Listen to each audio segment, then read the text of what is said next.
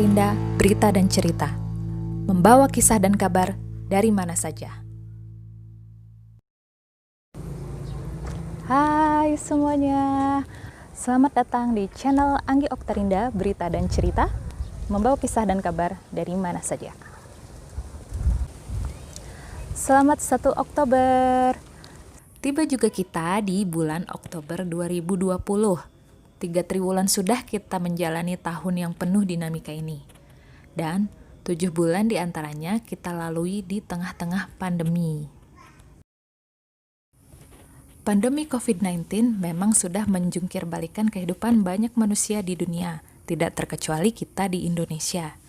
Dari yang tadinya bebas bergerak ke sana kemari, jadi serba terbatas bahkan nggak bisa. Ketemu klien, kumpul teman dan keluarga, pergi ke teater, nonton konser, nongkrong di kafe, semuanya ambyar. Kondisi ini masih terus berlangsung hingga berita cerita ini dilaporkan. Belum juga terlihat tanda kapan pandemi akan berakhir.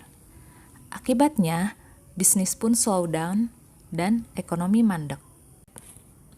Perekonomian Indonesia dipastikan bakal resesi pada kuartal 3 2020, menyusul puluhan negara lain yang sudah lebih dulu resesi. Termasuk diantaranya negara-negara maju yang jadi anggota G8, juga negara-negara tetangga.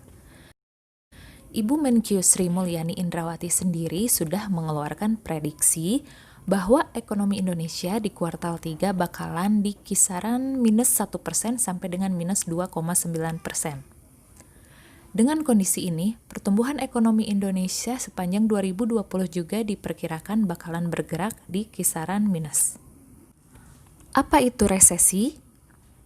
Resesi itu kalau pertumbuhan ekonomi Indonesia mengalami minus selama 2 kuartal berturut-turut. Pada kuartal 2 kemarin, ekonomi Indonesia sudah minus 5,32%, yang merupakan paling rendah sejak 1999. So, kalau memang perkiraan kuartal 3 minus itu terjadi, maka Indonesia sudah sah disebut resesi. Kalau dilihat dari tingkatannya, resesi itu masih ada di bawah depresi dan kebangkrutan ekonomi.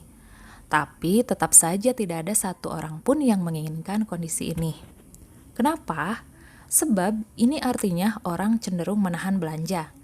Bisa jadi karena, satu, misalnya, menahan meskipun mereka punya uang, atau bisa jadi juga karena memang nggak ada uang buat belanja.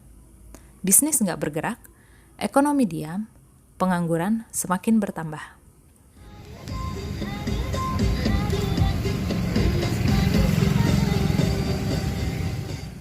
Dalam kondisi seperti ini, apa yang harus kita lakukan?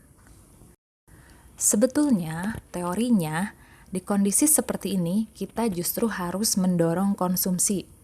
Dengan kata lain, memperbanyak jajan. Supaya roda bisnis berputar kembali. Apalagi, produk domestik bruto atau PDB Indonesia itu sebagian besar ditopang oleh konsumsi, yaitu 58%.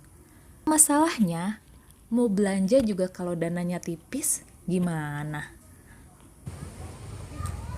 Anggi Okterinda, berita dan cerita, membawa kisah dan kabar dari pinggir jalan kereta. Jangan lupa like dan subscribe ya. Bye!